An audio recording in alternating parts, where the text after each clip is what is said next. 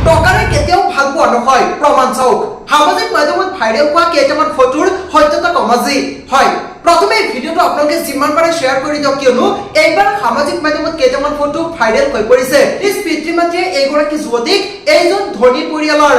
যুৱকৰ সৈতে বিবাহপাশত আবদ্ধ কৰাইছিল আৰু ইয়াৰ পাছতে তেওঁলোকৰ সংসাৰ সুখেৰে চলি আছিল কিছুদিন যোৱাৰ পাছত হঠাৎ তেওঁলোকৰ মাজত কাজিয়া হয় আৰু তেওঁলোকৰ কাজিয়াই ইমানেই চৰম পৰ্যায় পালেগৈ যিটো এই ফটো কেইখনৰ পৰা স্পষ্ট কৰিব পাৰি